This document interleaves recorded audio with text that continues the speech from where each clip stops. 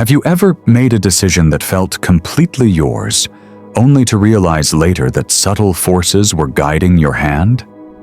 Have you found yourself passionately defending ideas you never consciously chose to adopt? Have you felt that strange, unsettling sensation of waking up one day to discover your life's path was somehow predetermined by invisible currents?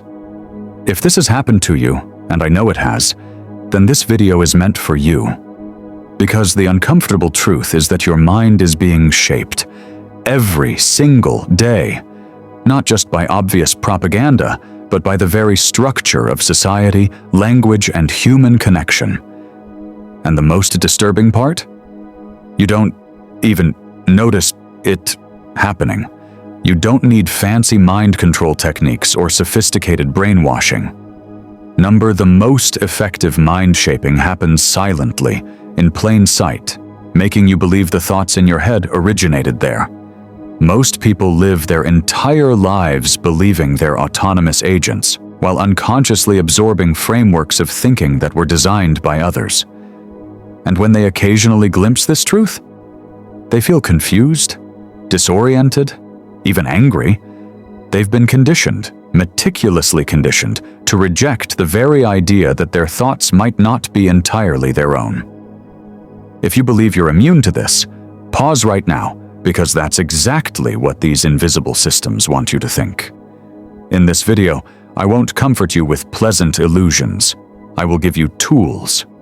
Because those who understand the architecture of thought, as philosophers like Foucault recognized, don't need to control you directly.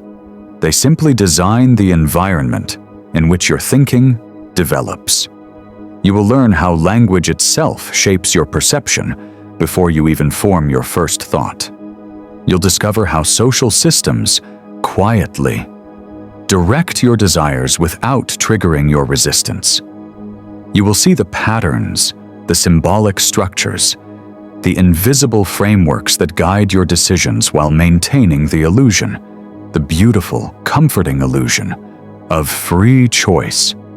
This video is a wake-up call for those tired of living in a mental maze designed by others, for those who sense something is wrong, but can't quite articulate what. Here you will learn to recognize the borders of your mental prison before you can transcend them. But I warn you, once you see these structures, you cannot unsee them. From this moment forward, prepare yourself, because what you're about to discover may fundamentally transform how you understand yourself and the world around you. Music. Have you noticed how certain ideas seem to spread through society, not because they're true or useful, but because they're designed to propagate? They don't announce themselves as propaganda. They present themselves as common sense, as the natural order, as the only reasonable way to see the world. This isn't accidental. It's architecture. It's the deliberate, calculated shaping of the conceptual landscape in which your thoughts form and develop. The architects of thought don't force you to believe anything.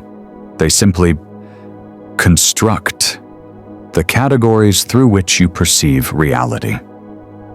They establish what philosopher Michel Foucault called regimes of truth, systems that determine what can be said, what can be thought, and what can be taken seriously in a given time and place. Some use language. They carefully select terms, metaphors, and narratives that direct your thinking along predetermined paths. When you adopt their vocabulary, you unknowingly absorb their conceptual framework. Their categories become your categories. Their boundaries become your boundaries. You begin to see through their eyes without realizing your vision has been borrowed. Others leverage social validation. They understand that human beings are profoundly social creatures who calibrate their perceptions against the group. They create the illusion of consensus, making certain ideas appear as if everyone knows them to be true. And faced with this apparent consensus, you doubt your own perceptions rather than question the constructed reality. And then there are those who manipulate through selective information. They don't need to lie outright. Number. They simply emphasize certain facts while obscuring others. They control which questions seem important and which are dismissed as irrelevant or dangerous. They don't tell you what to think. They control what you think about. These strategies aren't new. Philosophers throughout history have observed how power operates not through force, but through knowledge and perception. As Epictetus noted, it is not things themselves that disturb people, but their judgments about those things. Those who shape your judgments shape your reality. The architects of thought create a conceptual theater, and you, without realizing it, become both audience and performer. They design the stage, write the roles, and establish the rules of what can be meaningfully expressed. And the most unsettling part?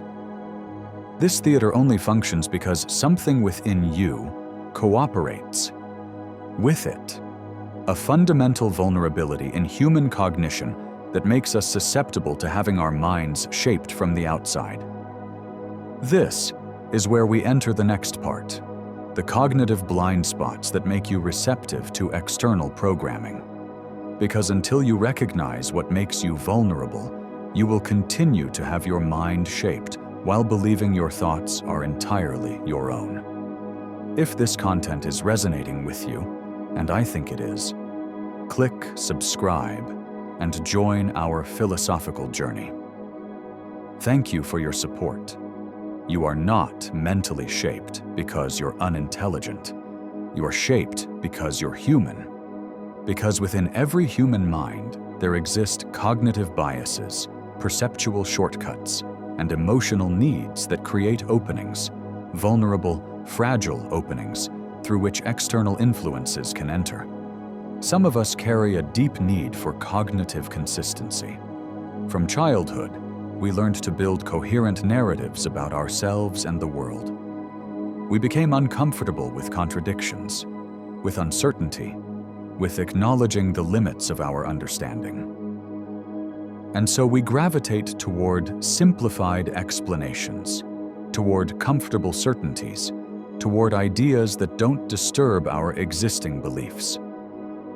This need, this psychological comfort zone, is precisely what thought architects exploit.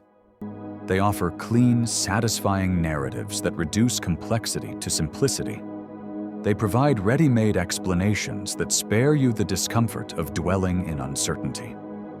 They present ideas that seem to connect the dots, and in exchange, you surrender your critical thinking.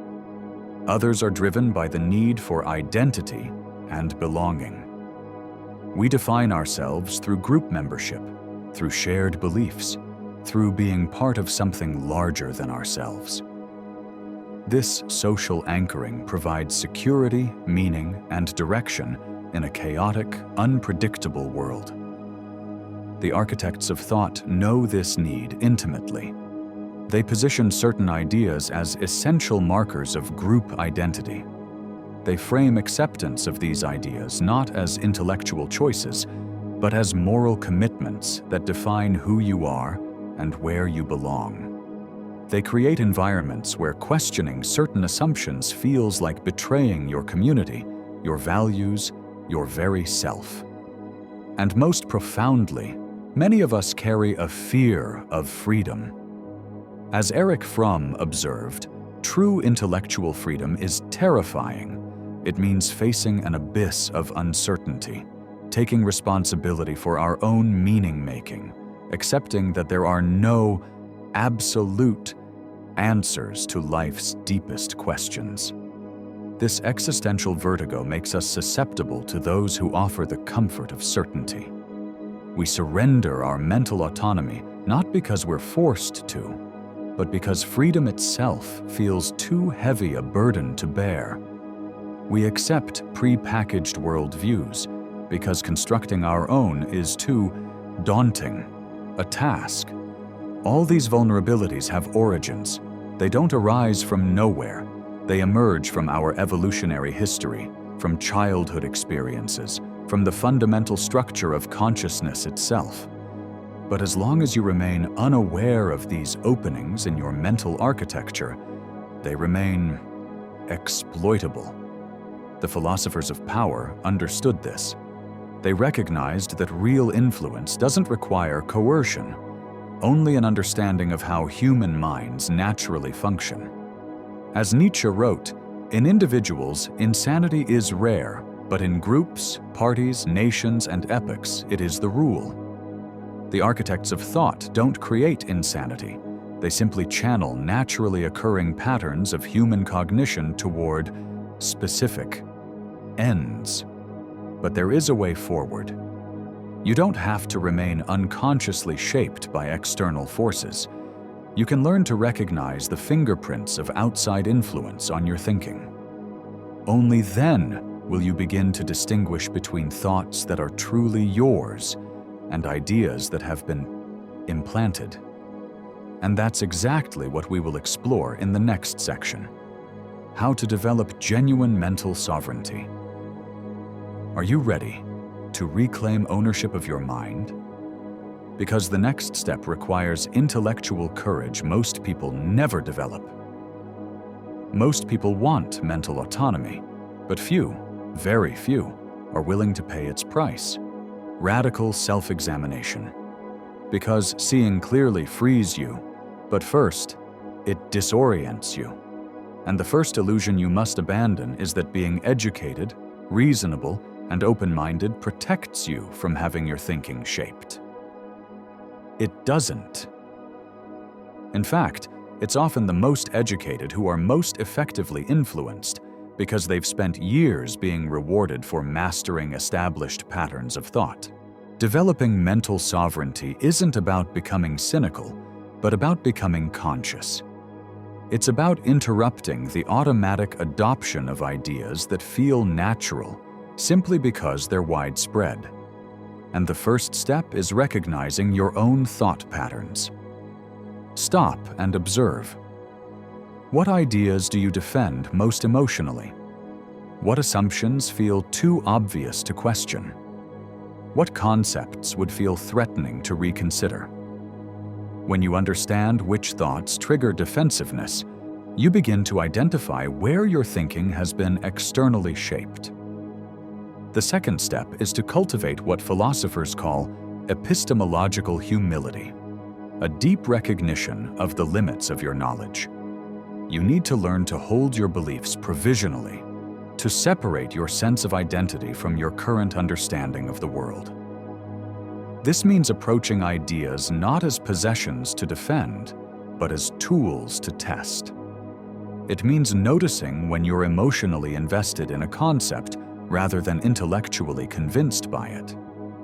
It means recognizing when you're being guided by conceptual frameworks you've absorbed rather than consciously chosen. The architect of thought relies on your intellectual certainty. They need you to mistake familiarity for truth. So question everything, especially what seems beyond questioning. The third step is to expand your conceptual vocabulary. Thought architects restrict your thinking by limiting the concepts available to you. Your defense lies in deliberately exposing yourself to diverse philosophical traditions, to modes of thought from different cultures and historical periods. Learn concepts that have no simple translation in your native language. Familiarize yourself with paradigms that challenge your fundamental assumptions.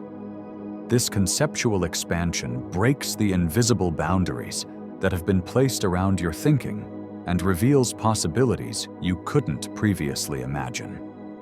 Another crucial practice is developing your capacity for metacognition, thinking about how you think.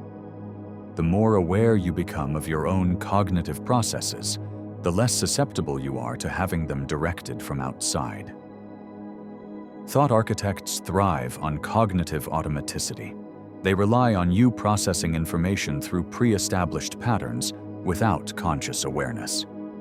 When your metacognitive capacity strengthens, external influence loses its invisible power. And make no mistake, this is practice, not theory. Mental sovereignty doesn't come from watching a video. It comes from the daily discipline of examining your assumptions, seeking out challenging viewpoints, noticing when your thinking follows grooved patterns rather than conscious choice. It comes from remembering that you owe nothing to the conceptual frameworks you've inherited, but owe everything to your own intellectual integrity. Epictetus wrote that freedom is not achieved by satisfying desire, but by eliminating it. Similarly, mental sovereignty isn't achieved by thinking whatever you want, but by recognizing what shapes your wanting in the first place. But what if the thought architectures shaping you are embedded in your closest relationships, your career, your social identity? How do you reclaim your mental autonomy when the frameworks controlling your thinking are woven into the fabric of your daily life? In the next section, we'll explore this more challenging territory: how to achieve intellectual independence even when surrounded by forces that continuously shape your mind. And this, perhaps, will be the true test of your philosophical courage. If what you're hearing resonates, you'll find real value in my ebook, Beyond the Cave, which explores Plato's essential insights and offers tools for clearer perception. Link is in the pinned comment. It's relatively easy to discuss mental sovereignty when the influences shaping you are abstract or distant. The real challenge emerges when you recognize that your thinking has been molded by those closest to you. Family who instilled certain values, friends who reinforce particular perspectives, partners who subtly direct your worldview, mentors who taught you to see through specific lenses. In these intimate contexts, thought architecture becomes nearly invisible because it feels like love, like belonging, like wisdom passed down. These frameworks don't announce themselves as external influences. They present themselves as who we are, what we believe, how things have always been. And you, out of loyalty, connection, and the deep human need for belonging, absorb these structures without question. The intimate thought architect doesn't need to impose. They assume. They don't need to argue. They invoke. They don't forbid alternatives. They simply make them unthinkable within the shared reality they've established. Over time, you internalize their conceptual boundaries. You begin to police your own thoughts according to their standards. You anticipate objections before they're spoken. You filter perceptions that would disturb the shared framework. And without realizing it, you surrender your mental autonomy to maintain connection. In a family, this presents as tradition. This is how our people think about the world. But tradition unexamined is merely thought unquestioned passed through generations. In close friendships, it manifests as unstated rules about what can be discussed, challenged, reconsidered. At work, it appears as professional culture, as the tacit knowledge of how things are done that shapes what questions can be asked and what solutions can be imagined. Here's the central difficulty. Breaking free from these intimate thought architectures requires risking the very connections that give your life meaning.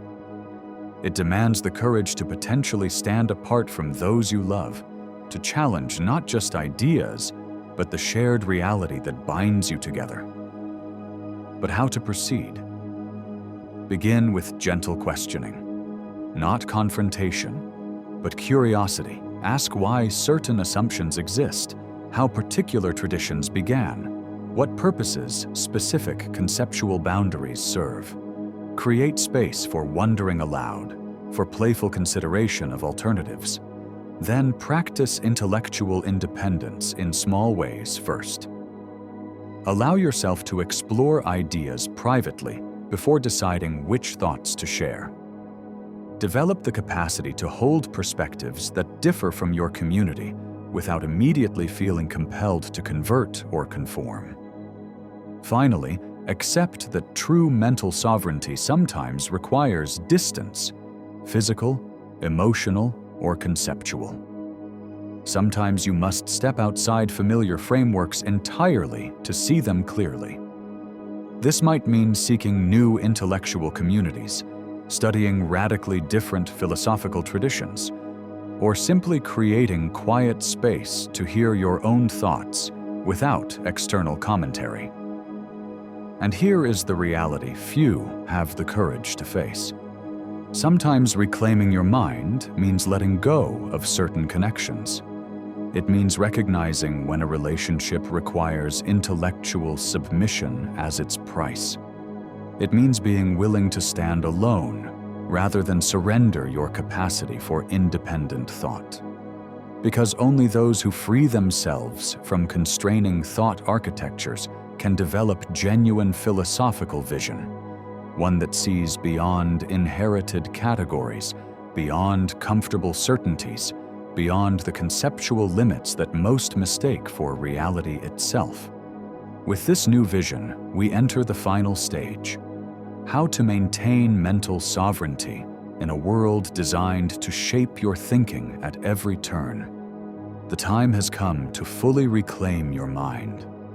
Philosophers throughout history never wrote to comfort. They wrote to awaken. They weren't concerned with appearing agreeable or confirming what people already believed. Their commitment was to truth as they perceived it, the kind of truth most prefer not to see. If you want to maintain mental sovereignty in today's world, you must develop this same philosophical courage, the willingness to see clearly even when clarity is uncomfortable. Because, make no mistake, we live in an era of unprecedented thought architecture. Every digital space you enter, every institution you engage with, every piece of media you consume is designed to shape how you think, what you desire, what you consider possible or important. Those who do not understand this are not merely influenced, they are intellectually constructed by these forces. The ancient Stoics understood that perception itself is a form of judgment that can be trained or distorted. And in our time, whoever controls the architectures of perception controls the boundaries of thought without ever needing to engage in obvious censorship. In practice, what does this mean? It means developing what philosophers call critical distance, the capacity to engage with ideas while maintaining awareness of how those ideas are functioning and where they originated. It means refusing to live on cognitive autopilot. This begins with cultivating intentional attention. Learn to notice what captures your focus and what remains invisible to you. Question why certain topics feel urgently important while others, perhaps more consequential, never enter your awareness at all. Recognize that attention itself is the primary resource being shaped and harvested in our age. Then practice conceptual flexibility. The most dangerous thought is the one you don't realize is a thought, the assumption so deeply embedded you mistake it for reality itself. Regularly engage with philosophical traditions entirely different from your own. Study concepts from cultures with fundamentally different assumptions. Learn to temporarily adopt perspectives that challenge your core beliefs, not to abandon your understanding, but to recognize its contingency. Perhaps most importantly, reclaim your capacity for silence. One of the most powerful ways thought architectures function today is by eliminating the quiet spaces in which independent thinking develops. They create a constant stream of content, commentary, and controversy that keeps your mind forever reacting rather than creating. The philosophical mind requires emptiness. It needs intervals of undirected thought, periods of intentional boredom, moments of intellectual wandering where new connections can form beyond established patterns. Defend these spaces fiercely in your life. And finally, take responsibility for your conceptual environment just as you would your physical one. Be deliberate about what philosophical influences you allow into your life. Seek out thinkers who challenge rather than confirm your existing frameworks. Build intellectual communities that value question asking over answer having. The 17th century philosopher Spinoza wrote that freedom is the recognition of necessity. In the context of mental sovereignty, this means understanding the forces that shape your thinking is the first step toward genuine intellectual freedom. You cannot transcend what you do not perceive. Now that you understand the architecture of thought and how to reclaim sovereignty over your own mind, one question remains. What will you do with this awareness? How will you transform this knowledge into a new way of being in the world, one where your thinking is truly your own? This is what we'll explore in our final section. How to become not just a consumer of ideas, but a conscious creator of your own philosophical landscape. Are you ready to fully liberate your mind? Then let's continue. We've reached the most essential point of this philosophical journey, and perhaps the most challenging to accept. As long as you do not consciously create your own conceptual framework, you will inevitably adopt frameworks designed by others. And it doesn't require malicious intent or conspiracy to shape your thinking. Sometimes it's educational systems designed to produce particular types of workers or citizens. Sometimes it's cultural narratives so familiar you mistake them for natural law. Sometimes it's technological environments optimized not for your intellectual flourishing, but for capturing and monetizing your attention. The mental architecture influencing you isn't just in explicit messages. It's in the structure of the platforms you use, in the incentives built into your professional field, in the unspoken assumptions of your social circles. It's in the categories that determine what questions seem worth asking and what alternatives remain unthinkable. True mental sovereignty begins when you stop mistaking inherited conceptual frameworks for objective reality. It awakens when you recognize that even your most fundamental assumptions are contingent, products of particular historical, cultural, and technological conditions rather than timeless truths. But this recognition comes with profound responsibility. It requires you to become an active architect of your own thought rather than a passive recipient of external architecture. It demands that you develop what philosophers call an examined life, a life where your conceptual frameworks are chosen consciously rather than absorbed unconsciously. This journey will isolate you in certain ways. You will see patterns others don't notice. You will question assumptions others take for granted. You will feel uncomfortable with certainties that comfort those around you. You will need to tolerate the vertigo of recognizing that many of your most basic beliefs rest on foundations you've never examined. You will no longer have your thinking shaped when you understand that genuine understanding requires constant unlearning. When the comfort of certainty no longer outweighs your commitment to clarity, when your intellectual integrity becomes more important than belonging to any particular thought community, and when finally you can look at the conceptual frameworks that once invisibly shaped your perception and calmly say, "This is a lens I am looking through, not reality itself." What you do with this philosophical awareness now depends entirely on you. You can return to comfortable cognitive patterns and forget everything.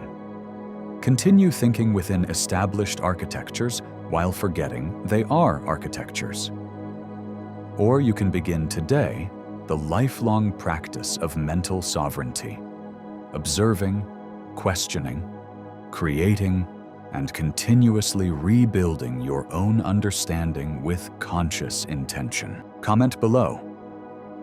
When did you first realize your thinking had been shaped by forces outside your awareness? What was the moment of recognition? Or are you still discovering the external influences on your mind and want guidance to see more clearly? Share your journey. Speak your truth. Because articulating your understanding is the first step toward owning it. And if this video expanded your awareness, don't stop here. Watch the next one. It builds directly on these foundations. Knowledge is a path, and each step takes you further from unconscious mental conditioning toward philosophical freedom. So keep walking, because awareness doesn't just liberate your thinking, it transforms your entire existence.